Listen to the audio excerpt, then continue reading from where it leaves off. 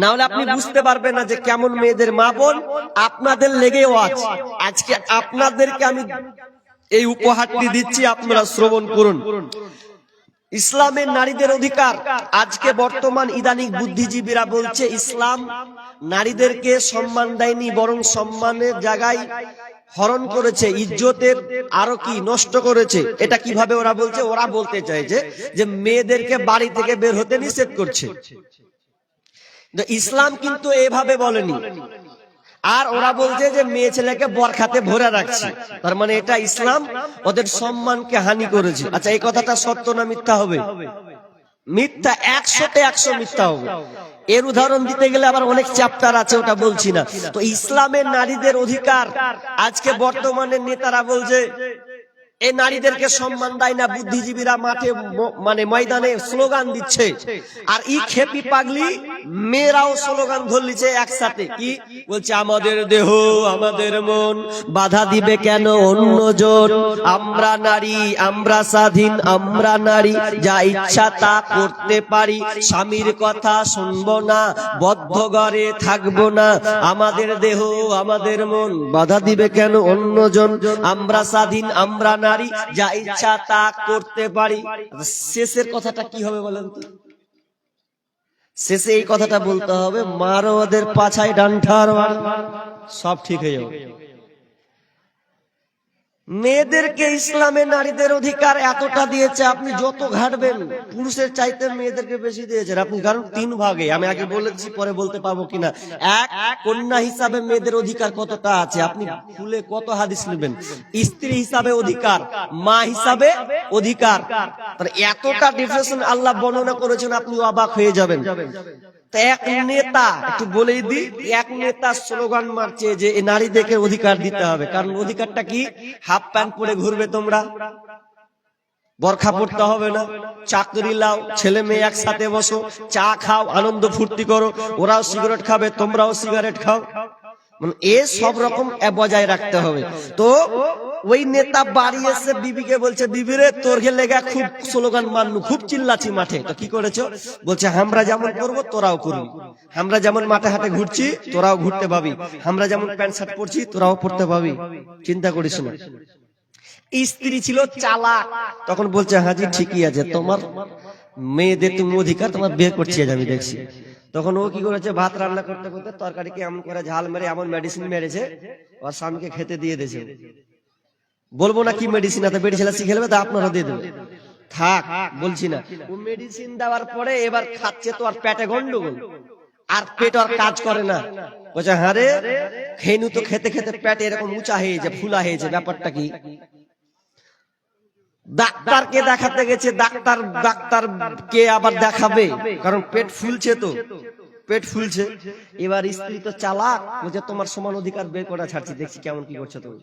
তখনও আর স্ত্রীটা একদিক দিয়ে প্রেগনেন্ট আছে, ভালো করে বুঝবেন, প্রেগনেন্ট আছে, একদম মজার জিনিস আছে, প্রেগনেন্ট আছে। তো প্রেগনেন্ট যখন আছে তখন এবারও ডাক্তারে বলেছে মেয়েরা যদি প্রেগনেন্ট থাকে তো পেশাব পরীক্ষা করে, কি করে না করে, ছোট্ট সিজে পেশাব ভরে নিয়েছে একদম বেসার রেখেছে। তো আপনার কালকে সকাল সকাল রেখেছে, তো আপনার নিয়ে যাবে কোথায়? ডাক্তারের কাছে দেখাবে, চেক করবে, ল্যাবরেটরি চেক করবে।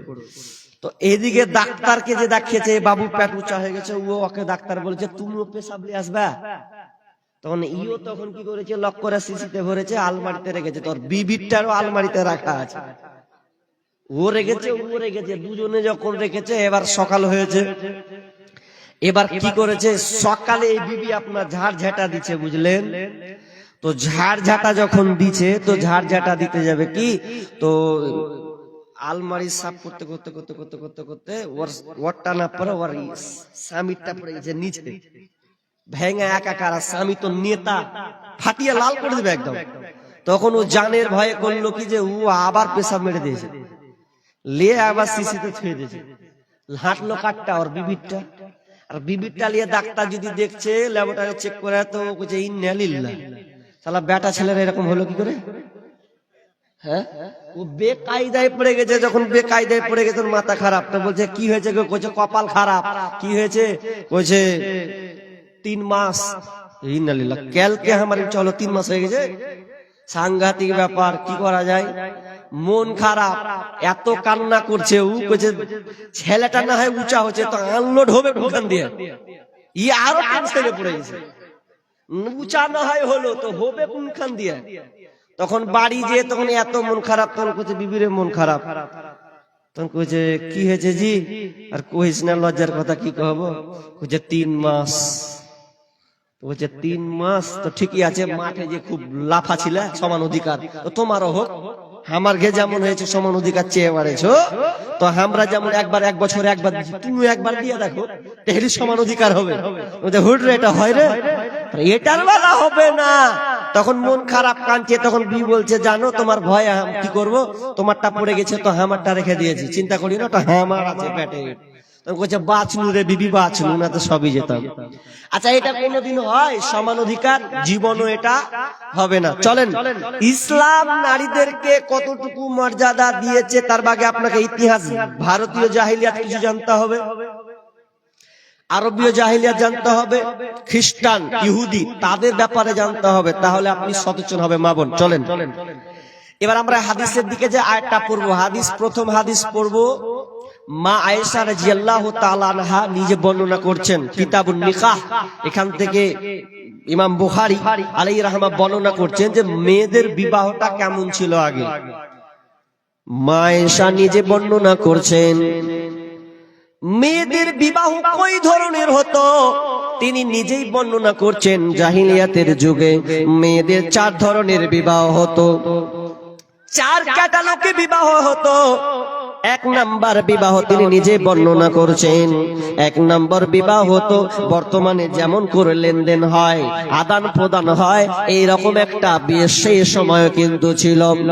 নাম্বার 2 নম্বর নিয়ম ছিল বিবাহর নিয়মটা, মাপন ভালো করে কান লাগান।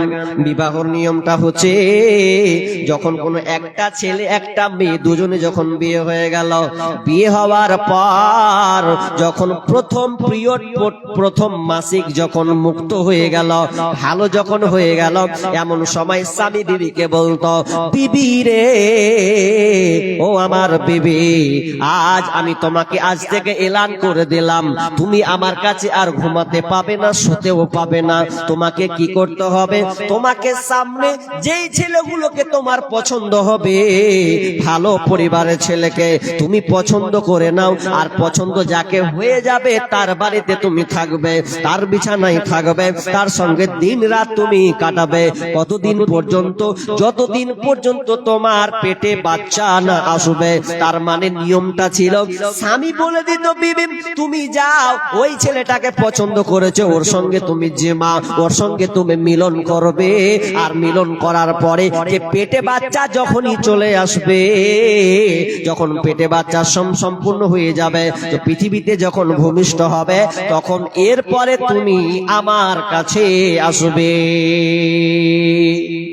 আগেরটাই যদি থেকে যেত তো থেকে যেত, দিয়ে ওটা একটা বিবাহ হতো, এটা বিবাহর একটা নিয়ম। এখন যদি ওটা করে দেয়, মেয়ে ছেলে একদম ছক্কা চালিয়ে দেবে। যদি ওই এটা হয়, না হলেও তো পরকিয়া মায়েরা করছে, বোনেরা করছে, ছাড়বে না তো, ওটা পেন্ডিং এ রাখেন, বলবো পালাবে বাকি কটা, তখন ওই বাজারটা বলবো, তার আগে বলবো। তারপর চলেন, তারপরে তৃতীয় নম্বর বিবাহ কেমন হতো। 3 নাম্বার বিবাহর নিয়ম ছিল, একজন মেয়ে 10-এর নিচে 8-9 জন মেয়ে, 8-9 জন ছেলে একটা মেয়েকে ব্যবহার করত। সেই সময় নিয়ম ছিল একটা মেয়েকে 8-9 জন ছেলেতে মেয়েটাকে ব্যবহার করত, এক কথায় উপভোগ করত। ওই 8-9 জন ছেলে একটা মেয়েকে ব্যবহার করত। ব্যবহার করার পর যখন এই মেয়েটা প্রেগনেন্ট হয়ে যেত, পেটে বাচ্চা আসতো, পেটে বাচ্চা আসার সময় এরপর সেই নির্ধারণ করত, নির্ণয় করত কে আমার স্বামী হবে। তখন ওই 8-9 জন ছেলেকে কিন্তু ডাকতে বাধ্য হতো, আসতেই হতো। ওই 8-9 জন ছেলে এসে মেয়েটার সামনে এসে বসতো।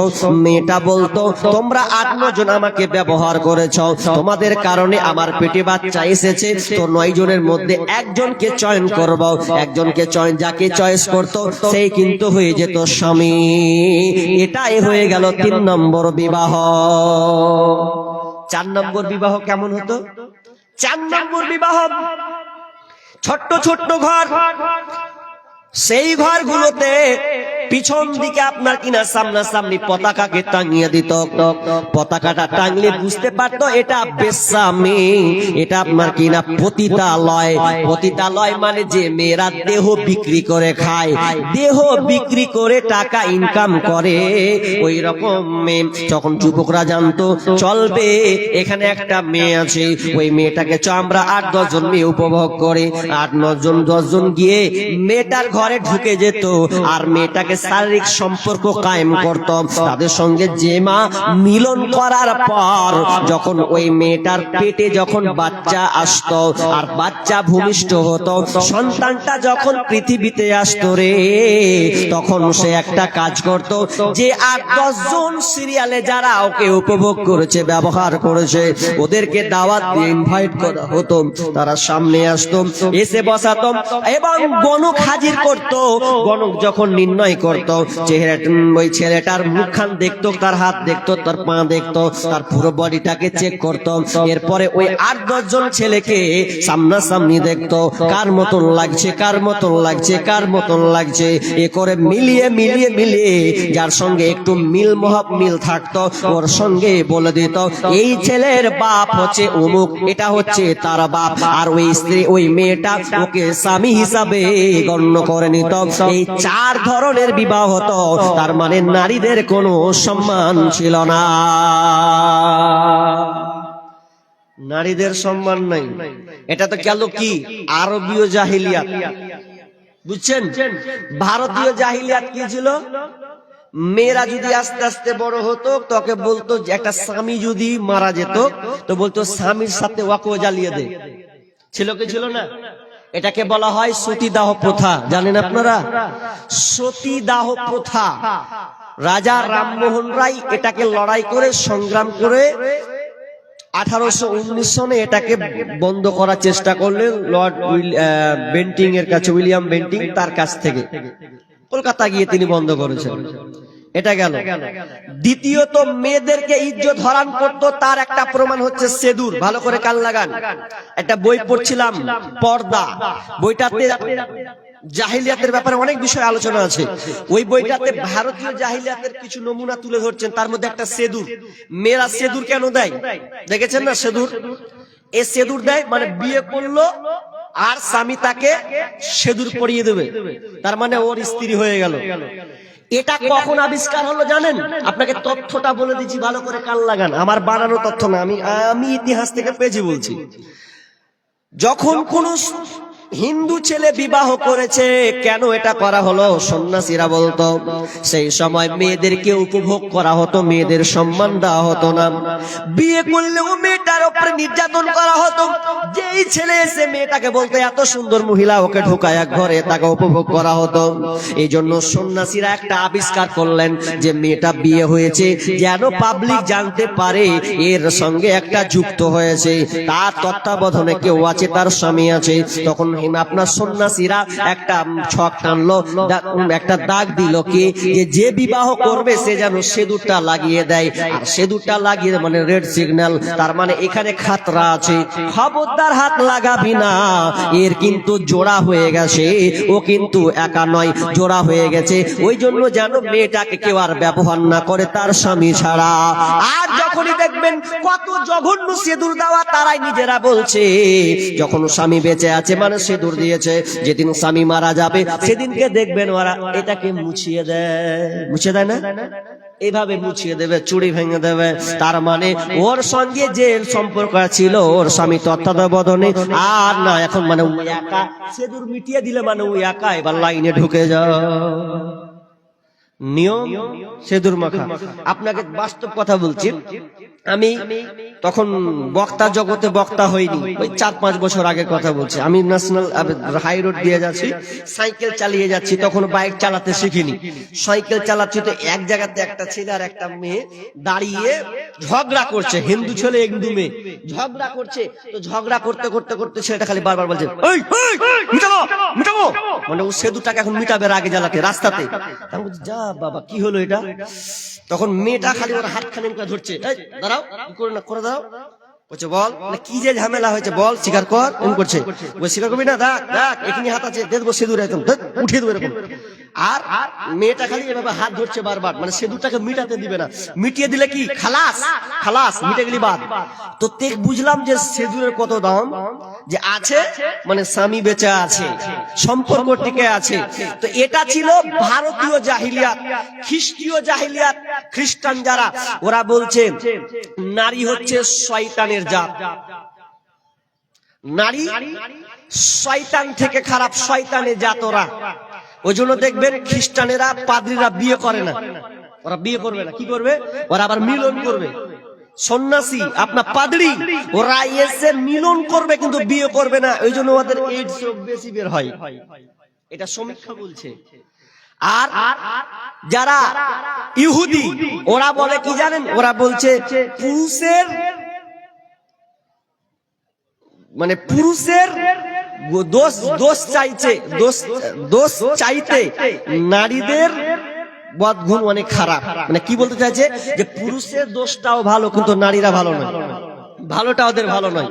এটা হচ্ছে ইহুদের কথা। এবার চলেন মেয়েদেরকে সম্মান আল্লাহ সুবহানাহু ওয়া তাআলা কিভাবে দিয়েছেন বন্ধুরে।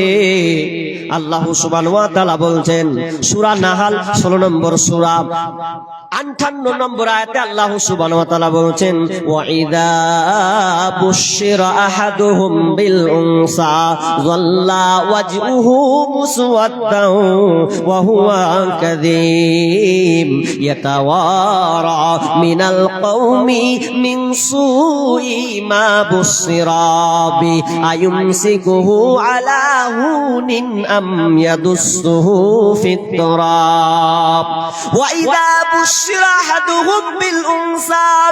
যখন তাদেরকে সংবাদটা দেওয়া হতো, যখন ওদেরকে বলা হতো তোমাদের মেয়ে কন্যা সন্তান হয়েছে,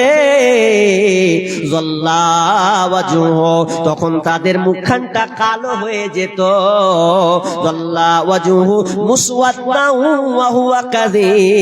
তখন তাদের মনটা ভারাক্রান্ত মন, চিন্তিত মন হয়ে যেত। আহারে আমার বাড়িতে কন্যা সন্তানের জন্ম হয়েছে। কেন তারা এই জিনিসটা করত, মনটা কেন খারাপ হতো?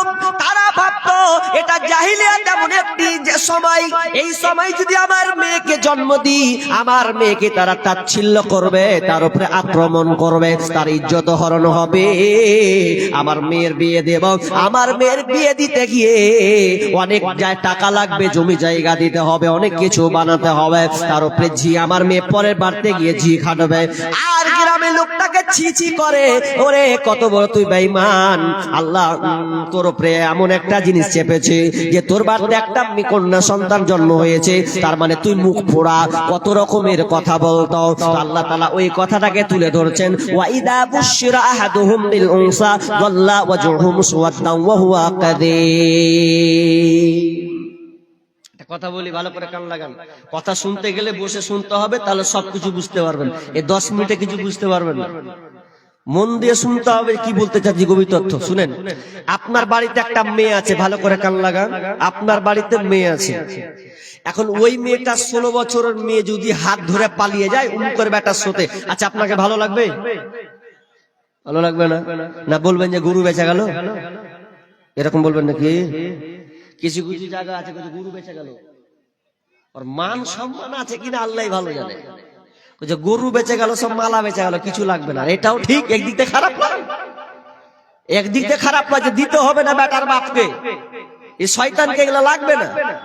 ওই শয়তানের লেগে একটা গাজাল বলে লাস্টের বেলায় বলে যদি দেন কিছু মাল ঝাড়েন তাহলে চলেন। তারপরে কি বলছি, মেয়ে যদি পালিয়ে যায় তো বাপ অটোমেটিক রাগ উঠবে যে বাড়ি তাই তো বস্তা বন্দি করবে, পুঁতে দেবো, গেঁড়ে দেবো, আর অনেক কিছু কথা বলবে। বলবে কি বলবে না?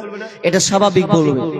তো এই ধরনটা এত কঠিন, তো সেই জামানার এরকম কঠিন ছিল যে মেয়ের ইজ্জত হরণ হবে, আমি বাপ সহ্য করতে পারবো না, তার চেয়ে আমি ওকে গলা টিপে মেরে দেব, হত্যা করে দিব, অনেক ভালো। মা খাদিজা রাদিয়াল্লাহু তাআলা আনহা এমন একটা সময় ছিল জাহিলিয়াতের যুগে, বিশ্বনবী ঘরে বসে চিন্তায় আছেন, আহারে মানুষকে কখন বুঝবে না। কারণ একটা মেয়ে যখন রাস্তায় চলতো বন্ধুরে, 4-5টা ছেলে বলতো মেয়েটার পেটে কি আছে বল, তখন মেয়েটার মাঝখানকে চিড়ে দিয়ে বাচ্চা বের করতো, জিদাজিদি করতো, গেম খেলতো মেয়ে পেটে বাচ্চাকে নিয়ে। কত জঘন্য ছিল সেই সময়। এক সময় রাত্রে তিনি শুনতে পেলেন একটা বাচ্চা কান্না টুকরে করে, বাচ্চা শিশু বাচ্চা কান্না করছে। বিষ্ণু বলছেন, খাদিজা পাশের বাড়ি এত রাতে বাচ্চা কেন কান্না করছে, একটু খবরটা নাও না।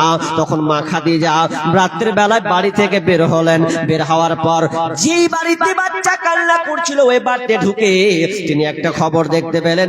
কি রে, এই সময়তে আতুর ঘরে একটা মেয়ে কন্যার জন্ম হয়েছে, এই জন্য মেয়ের গলা টিপে মেয়েটাকে টিপে মারা হলো। এই আতুর ঘরে, এই ঘরে মেয়েটাকে মেরে দিয়েছে, আর মরে যাওয়া আর বাচ্চার আওয়াজ শুনতে পাওয়া যায় না। নবীর কাছে যে বলছেন, ইয়া রাসূলুল্লাহ, ও আমার স্বামী, এই বাড়ির মালিকেরা তারা কন্যা সন্তানটাকে গলা টিপে মেরে দিয়েছে। কেন মারলো? তো মেয়ে সন্তান হয়েছে বলে মেয়েটাকে গলা টিপে মেরেছে। বিশ্ব নবীর চোখ দিয়ে আরো পানি টপ টপ টপ করে পড়ে। কি করা যায়, কি করা যায়, এই গ্রামের মানুষকে তো বুঝাতে পারি না। বিশ্ব নবী বলেন, খাদিজা রে, তুমি আমাকে কিছু খাবার দাও, ওই খাবারটা নিয়ে আমি গারে হিরাতে চলে যাব। গারে হিরাতে বসে আমি ধ্যানে মগ্ন থাকব। ইমাম বুখারী আলাইহি রাহমাত তিনি বর্ণনা করেছেন, বিশ্বনবী একদিন নয়, 2 দিন নয়, 1 মাস নয়, 2 মাস নয়, টানা 6 মাস গারে হিরাতে ধ্যানে মগ্ন ছিলেন। কোন বেরাহি মৌন দাসী হীরা গুহার মাঝে, কারো বিরহে চোখের পানি ঝরায় সকাল সাজে। 6 মাস ধরে তিনি ধ্যানে মগ্ন থাকলেন। এরপরে আল্লাহ তাআলা কোরআন নাজিল করলেন। মেয়েকে পুঁতে মেরা হতো, একদম পুঁতে দিত, গলা টিপে মেরে ফেলতো, রাখবো না, কেনে নেবো, 2 দিন যাহাই হবে। শুধু তাই নয়, তা করার জঘন্য কাজ করতুম। ইয়াতাওয়ারা মিনাল কওমি মিন সুই মা বুসিরাবি, যখন তাকে সংবাদটা দেওয়া হতো তখন ওই মেয়ের বাপ নিজের লজ্জা ঢাকতে গিয়ে, গ্লানি ঢাকতে গিয়ে নিজের গ্রাম থেকে পালিয়ে বেড়াতো। না না, লোকের কাছে যাব না। যখনই লোকের সামনে হচ্ছে বলছে, ছি ছি রে, তোর বাড়িতে বেটি হয়েছে, কুলক্ষণী হয়েছে, কত রকমের কথা বলতো। মাসির বাড়িতে যেতে পারতাম না, মামির বাড়ি যেতে পারতাম না, আপনার কিনা বন্ধুর বাড়ি পর্যন্ত যেতে পারতো না। এই ভয়ে তার মান সম্মান গ্লানিকে লুকানোর জন্য সে আপনার জায়গা জায়গা পালিয়ে বেড়াতো। আয়ুমসিকুহু আলা হুনিন আমিয়াদুসুহু ফিত তুরাব, তখন সে চিন্তা করত মেয়েটাকে বাঁচিয়ে রাখবে না মেরে দেবে, মেয়েটাকে টিকিয়ে রাখবে না মেরে দেবে। আয়ুমসিকু আলা হুনিন আমিয়াদুসুহু ফিত তুরাব আলা শাআ মা ইয়াহকুমুন, তারা যে এই সিদ্ধান্ত নিত মেরে দেওয়ার, এটা কতই জঘন্য জঘন্য জঘন্য ছিল। মুফাসসিরগণ অনেক ঘটনা বর্ণিয়েছেন।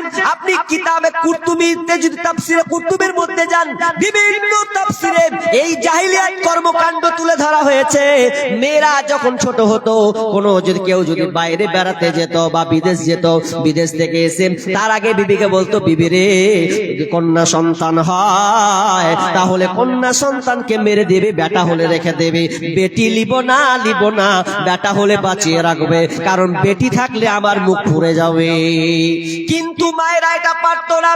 মা তো কোনোদিন পারবে না একটা সন্তানকে মারতে, কারণ একজন মা পেটে সন্তান এই 9 মাস 10 দিন পর্যন্ত পেটে ধারণ করে, এই মায়ের কতটা কষ্ট সন্তান প্রসব দিতে গিয়ে। বৈজ্ঞানিকরা বলছেন একটা মানুষ 47 ইউনিট ব্যথা অনুভব করতে পারবে, কিন্তু মায়েরা 47 ইউনিট ব্যথা নয়, বিজ্ঞানীরা প্রমাণ করেছেন 57 থেকে 58 ইউনিট ব্যথা থেকে অনুভব করতে হয়। আর 57-58 ইউনিট ব্যথা, এটা কেমন ব্যথা তারা উদাহরণ দিচ্ছেন। 206 খানা হাড়কে যদি একত্রিত করে দেওয়া হয়, তাহলে ওটাকে যদি একসাথে মুচড়ে বের করে দেওয়া হয়, তাহলে অতটা ব্যথা ওই মাকে ভোগ করতে হয়। তার মানে একজন মা ছাড়া কেউ বলতে পারবে না সন্তান প্রসব দেওয়া কত যন্ত্রণা আসে। এই জন্য দেখবেন গত বছর তার আগের বছরে পেপার দিয়েছিল, একজন মা বেঁচে শুয়ে আছে, মা সিরিয়াসলি এমন অবস্থা, সন্তান বাঁচাতে গেলে মা মরবে, আর মাকে বাঁচাতে গেলে সন্তান মারা যাবে। এখন ডাক্তার কি করবে বের করতে পারে না। এমন সময় মেয়েটাকে বলছে, মা তোমাকে একটা কথা বলি, কি বলো তো, তোমার এমন একটা অবস্থা হয়েছে, বলো দুটার মধ্যে একটা অপশন, তুমি তোমার ছেলেকে বাঁচাবে না তুমি বাঁচবে। তুমি যদি বাঁচো তোমার সন্তান মারা যাবে, আর সন্তানকে যদি বাঁচাতে যাও তোমাকে মরতে হবে। এখন কোনটা করবে বলো? তখন মা কোনো চিন্তা ভাবনা নাই, মা সঙ্গে সঙ্গে উত্তর দিচ্ছেন, এটা পেপারও এসেছিল, মা সঙ্গে সঙ্গে বলছে, ডাক্তার আমার সামনে আমার সন্তান মারা যাবে, মা আমি এটা কখনোই মেনে নিব না। আমি দুনিয়াতে এসেছি, আমার বিবাহ হয়েছে, আমার বিয়ে হয়ে আমার স্বামী দেখলাম, মায়ের মুখ দেখলাম, বাপের মুখ দেখলাম, ভাইয়ের মুখ দেখেছি, সূর্য কেমন দেখেছি, চাঁদের কিরণ কেমন দেখেছি, আবহাওয়া বাতাস খেয়েছি, অনেক কিছু খেলাম, আমার সন্তান তো খাই নাই, আমার সন্তান এখন মাত্র ভূমিষ্ঠ হবে। তো আমি চাই ডাক্তার মশাই, আমি বাঁচতে চাই না রে, আমার সন্তানটাকে তুমি পৃথিবীর বুকে বাঁচিয়ে রাখো, আমি মরে যাই ওই ভালো, আমার সন্তান পৃথিবীর আলো পাবে, সূর্যের আপনার চন্দ্রের কিরণ পাবে, বেঁচে থাকুক। যখন এই কথা বললাম, এই কথা বলতে বলতে ডাক্তার পর্যন্ত সেই দিনকে কান্না করেছিলাম। আহারে মায়ের বেদনা এই পৃথিবীর কেউ বুঝে না, মা কি জিনিস কেউ বুঝে না, মায়ের যন্ত্রণা কেউ বুঝে না। এই জন্য একজন কবি বলে, জীবনের মূল কষ্ট মায়ের প্রসব বেদনা, সাত আসমান সাত জামিন তখন মায়েরই মাথায়। আমার সুন্দর মুখ দেখে মায়ের, আমার সুন্দর মুখ দেখে মায়ের ব্যথা যে যাই ভুলিয়া, ও আমার প্রাণের মা, মা গো মা কোথায় গেলে মোরে ছাড়িয়া, জনম দুঃখী ইয়াতিম আমি চাই না কেহ ফিরিয়া। আমি যখন ছিলাম আমার মায়েরই উদারে, চলাফেরা করলেন যে মায় কত কষ্ট করে, এমন মা আমি, এমন মাকে কেমনে আজি যাব আমি ভুলিয়া, ও আমার প্রাণের মা, মা গো মা কোথায় গেলে মোরে ছাড়িয়া, জনম দুঃখী ইয়াতিম আমি চাই না কেহ ফিরিয়া। আমি যখন ছিলাম আমার দুঃখে কষ্টে মায়ের জীবন আমাকে নিয়া, শোধ করিতে পারিব না ঋণ জীবনটা দিয়া, দুঃখে কষ্টে মায়ের জীবন আমাকে নিয়া, শোধ করিতে পারিব না ঋণ জীবনটা দিয়া। স্বপ্নের মাঝে মাকে দেখি, ঘুমের মাঝে মাকে দেখে কেন্দে কই বুক ভাসাইয়া, ও আমার প্রাণের মা, মা গো মা কোথায় গেলে মোরে ছাড়িয়া, জনম দুঃখী ইয়াতিম আমি চাই না কেহ ফিরিয়া। সেই দিন হসপিটালে মা মারা গেল, সন্তানকে বাঁচিয়ে রাখলো। তার মানে মা কত অবদান, মা কত বড় জিনিস বন্ধুরে। এখন মাকে আমরা মানতে শিখিনি, এখন মাকে আমরা জানতে শিখিনি যে মা নিজের মৃত্যুকে সে পেতে নিতে চায়, সন্তানকে মারবো না বলে। সেই সময় রিপোর্টকে মা মারা গেল, সন্তানকে পৃথিবীর বুকে বাঁচিয়ে রেখেছে। সেই মাকে বলছে যে দেখ মেয়ে হলে মেরে দিবি, গেলাম এসে যেন দেখি বেটা। কিন্তু মা কি আর পারে? মা পারবে না, রেখে দিল। সন্তান আস্তে আস্তে বড় হয়, সন্তান আস্তে আস্তে বড় হয় 1 বছর 2 বছর 3 বছর 4 বছর 5 বছর 4-5 বছর পর এবার বাড়ি যদি ঢুকছে, আহারে যেমনই ঢোকা বলেছে তোর আব্বু আসবে, যেমনই বলা আব্বা কি সুন্দর মিষ্টি ডাক।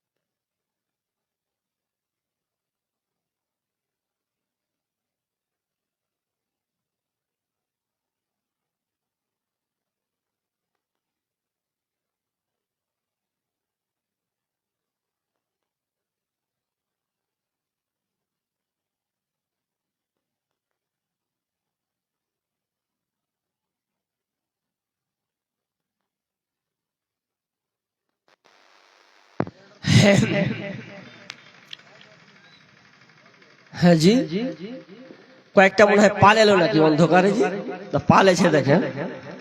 সুযোগ লিছে দোয়া করছিল মনে হচ্ছে নাকি, যে লাইনটা পালাবো করে ওই রকম করছে যে হ্যাঁ পালাবেন মানে ওয়াদা করছে, ওয়াদা তো হাত তুলিনি লক করে পালাই। তা আমাকে ফাঁকি দিবেন, তা আল্লাহকে পারবেন ফাঁকি দিতে। অনেকে উঠে পালিয়েছে, রাউন্ড মেরেছে। তো কি বলছিলাম, এই যে জেনারেটরটা কাছে কেনে দিলেন, এত কাছে দিলেন তো ভাট ভাট ভাট ভাট করবে। এখন আমার শুনবেন না, ওয়াটটা শুনবেন আল্লাহ জানে। খুব কাছে হয়ে গেল, এগুলো দূরে করতে হয়। তো কি বলছিলাম, আপনারা শুনতে পাচ্ছেন, বুঝতে পারছেন তো? মা বোন একটু ধীর স্থির ভাবে বসুন। তো কি বলছিলাম, যে ছেলে আস্তে আস্তে বড় হয়, বড় হয়ে বাড়ি এসে মা আব্বা বলেছে, তো বাপের জানটা ঠান্ডা হয়ে গেছে। আহারে আমাকে বাপ বলছে, কি সুন্দর মিষ্টি কথা। ইমাম কুরতুবী তিনি নিজে বর্ণনা করছেন, সন্তান যখন ভূমিষ্ঠ হলো, ভূমিষ্ঠ হওয়ার পর বাপ বললে আহারে মেয়েটা কত সুন্দর, কার মেয়ে? মিস্ত্রি বলছে ও স্বামী আমার, এটা হচ্ছে আপনার মেয়ে। শুনে মাথা খারাপ, এত সুন্দর মেয়ে আমাকে আব্বা বলে ডেকেছে, জান প্রাণ জুড়িয়ে যায়, এতটা জান প্রাণ জুড়িয়ে যায়। তখন তিনি একটা সিদ্ধান্ত দিল, হা এ মেয়েটা কেমন করে মারব। বাপ ভুলতে যেতে চায়, জাগা বড় হয়েছে কে রেখে দেব। যখনই বাপ বাইরে হয় তখনই লোকের মুখে 5 রকম কথা শোনে, আহারে তোর মুখ পরা দেখ, তোর বাড়িতে একটা বেটি হয়েছে, তুই বিয়ে দিবি, তোর বেটি ঝি খাটবে, এত টাকা লাগবে, এত কিছু লাগবে। যখন সব রকম কথা বাপকে শোনাতে লাগলো, বাপ আর স্ত্রী থাকতে পারে না। তখন কি করলাম, একটা শেষমেশ সিদ্ধান্ত নিয়ে ফেললো। বিবিকে বলছেন, বিবি রে তুমি মেয়েটাকে একটু সাজিয়ে দাও, বেড়াতে নিয়ে যাব। বেড়াতে নিয়ে যাওয়ার নামে মা সুন্দর করে সাজিয়ে দিয়েছে। এরপর মেয়েটাকে মরু প্রান্তরে নিয়ে চলে গেছে, যেখানে কোনো মানুষজন নাই, কোনো আপনার আর এমন একটা জায়গা মরুভূমি প্রান্তর। মরুভূমি প্রান্তর নিয়ে অনেক দূর মেয়েকে নিয়ে চলে গেছে, ভালোবাসার খাতিরে নিয়ে যাচ্ছে। এমন সময় বলছে, মারে এই জায়গাটা একটু গর্ত করা হোক। সবাই মিলে গর্ত করছে, সবাই মিলে গর্ত করছে। এমন গর্ত করা হতো, গর্ত করতে করতে মেয়ের বাচ্চা মা সন্তান বাপকে কতটা ভালোবাসে, মেয়েরা দেখবেন বাপকে কতটা ভালোবাসে, এতটা ভালোবাসে যে আপনার দাড়ি থাকলে দাড়িকে লাড়বে, চুলকে লাড়বে। মেয়ে এমনই একটা জিনিস, সোনার সম্পদ, তো সেই রকমই লাড়তো। তো পরে আপনার বাপের কোনো ই হতো না। যখন সম্পূর্ণ খোরা হয়ে যেত তখন মেয়েকে বলা হতো, এই মেয়ে তুমি চলো, তুমি নিচের দিকে তাকাও কতটা গর্ত হয়েছে, একবার নেমে দেখাও। যখন মেয়েটাকে এই মনে তাকাতো, মেয়েটাকে ধাক্কা মেরে নিচে ফেলে দেওয়া হতো গভীরে। ফেলে দেওয়ার পর তখন মেয়েটা বুঝতে পারতো আমার আব্বা আমাকে মারার জন্য এখানে নিয়ে এসেছে, আর আমাকে টিকিয়ে রাখবে না। তখন সে করজোড়ে নিবেদন করতো, আব্বা আমি তোমাকে আব্বা বলে কোনোদিন ডাকবো না, আব্বা বলার কারণে তোমার সম্মান মান সম্মান গেছে। আব্বা জান, মায়ের ওয়াদাকে তুমি খেলাপ করিও না, মা আমানতি খেলাপ করিও না। মা তুমি বলেছো মাকে বেড়াতে নিয়ে যাবে, কিন্তু এই সময় তুমি আমাকে মারবে, এই কাজটা করিও না। আব্বা আমি তোমার কাছে ক্ষমা ভিক্ষা চাই গো আব্বা, আমি আর তোমার সংসারে আসবো না, তোমাকে আমি কোনোদিন মুখ দেখাবো না, আমি এমন একটা নির্জন জায়গা চলে যাব আব্বা, আমি আর কোনোদিন তোমাদের সামনে আসবো না। আর সেই সময় মেয়েদেরকে মায়া করা হতো না, পাথরটা নিত, পাথরটা নিয়ে মেয়ের মাথায় এত জোরে মারতো, এত জোরে মারতো, রক্ত চারদিকে ছিটকিয়ে উড়ে যেত, মগজ ফেটে যেত, এত জোরে মারা হতো, চিৎকার করতো আব্বা আব্বা। শেষ মুহূর্তে আব্বা বলে বলে শেষ পর্যন্ত আপনার জীবন্ত মেয়েকে পুঁতে দিয়ে মাথা ফাটিয়ে মাটি চাপিয়ে তাকে রেখে আসতো। কেউ আবার সমুদ্র ধারে আপনার ফেলে চলে আসতো, সমুদ্রে পানিতে চালিয়ে দিত। এত নির্মম করা হতো মা বোন, আপনাদের কোনো এরকম কোনো সম্মান ছিল না, শ্রদ্ধা ছিল না। কোরআন এসেছে, কোরআন এসে তোমাদের মর্যাদাকে বাড়িয়েছে। আর কি নেবে?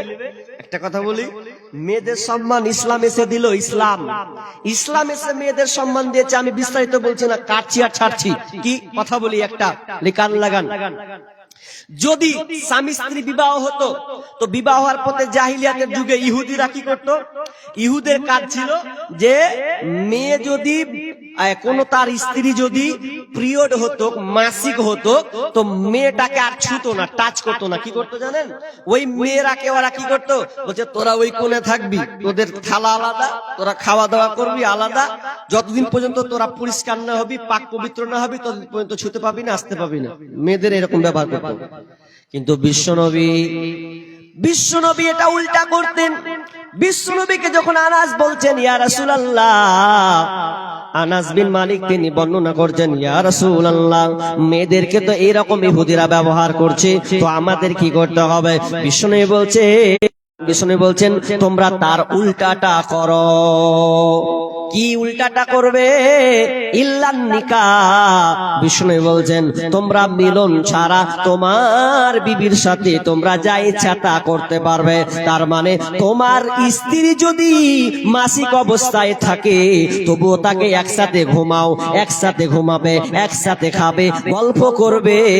বিশ্বনবী মায়েশা নিজে বলছেন, আমি যখন পিরিয়ড হই, আমার যখন মাসিক হয়, তখন আমার উরুরাঙে দিয়ে বিশ্বনবী কোরআন তেলাওয়াত করত। তার মানে মেয়েদেরকে অপছন্দ করতো না, বরং ভালোবাসতেন। শুধু বিশ্বনবী একটাই কথা বললেন, ইল্লান নিকাহ। তোমরা এর অর্থ হচ্ছে তোমরা মিলন ছাড়া তোমার স্ত্রীর সঙ্গে সবকিছু তোমরা করবে। খবরদার ইহুদির মতন তোমার বিবিদেরকে ঘর থেকে বের করবে না। মা আয়েশা নিজে বলছেন যে আমার স্বামী আমার সঙ্গে কেমন ব্যবহার করত। মা আয়েশা বিবি বলে যে পানি পেতাম, ফিরে সেই পানি আমি নবীকে দিতাম, পিতাম যেখানে আমি মুখ লাগাইয়া, নবীজি পিতেন সেইখানে মুখ দিয়া। আর যে হাড়ের গোশত লাগাইয়া দাঁত, আমি ফিরে খাইতেন নবী নেকে জাত। নিহাত থাকিতাম আমি হায়েজের হালে, এইরকম করিতেন নবী নেকে নামে। কবু ঘৃণা করে নাই নবীজি আমার, কত ভালোবাসিতেন বিবি দিকে তার। আমার মুখের ঠায় ঠোঁট লাগাইয়া গোশত খাইতেন আপে খুশিতে ভরিয়া। তার মানে কত ভালোবাসতেন বিবিদেরকে। ইসলাম মেয়েদেরকে সম্মান ইজ্জত দিয়েছে। এবার আমি 3টা ক্যাটালগ শর্ট শর্ট করে বলবো, আপনারা চলেন, আমি আজকে বিস্তারিত গেলাম না।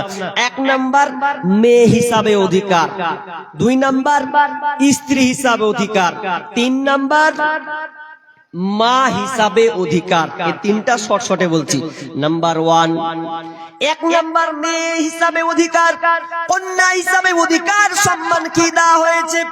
বিশ্বনবী বলছেন, আনাস ইবনে মালিক রাদিয়াল্লাহু তাআলা আনহু قال قال رسول الله صلى الله عليه وسلم من على زاريتين حتى تبلغ جاء يوم القيامة انا وهو هكذا وضم اصابعه।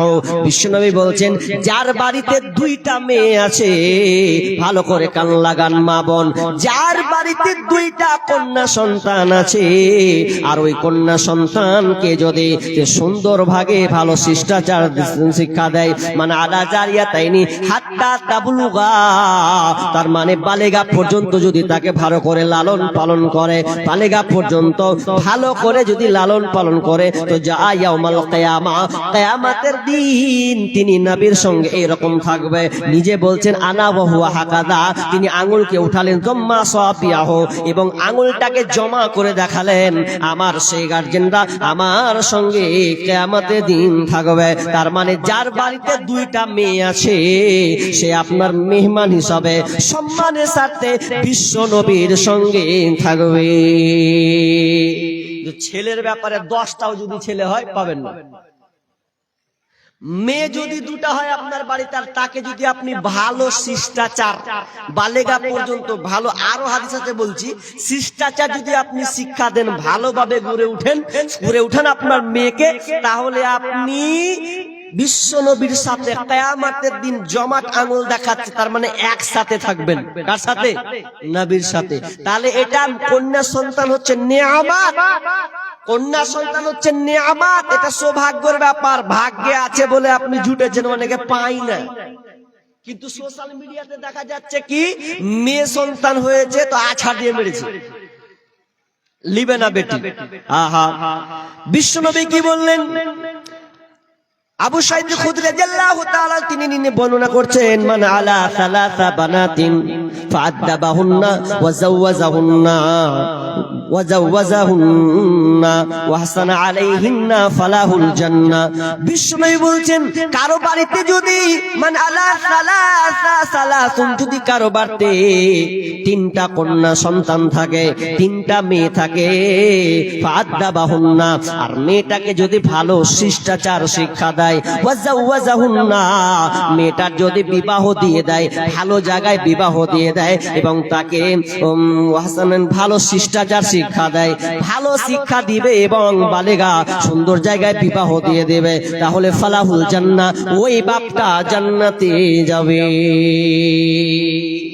কন্যা থাকলে মুখ পুরায়েন না, বেটি আসলে বেটার থেকে আগে বেটিকে ধরবেন, বেটিকে ধরে বুকে জড়িয়ে ধরবেন, ওরে আমার কন্যা রে, কন্যা রে তুই চোখের মনি, চোখের কোণের জল, কন্যা রে তুই হাঁটি ধরে আমার সাথে চল, কন্যা রে তুই চোখের মনি, চোখের কোণের জল, কন্যা রে তুই হাঁটি ধরে আমার সাথে চল, কন্যা রে তুই এই সংসারে ভালো, তোর সোনা মুখ দেখিলে ভাঙে হাজার অভিমান।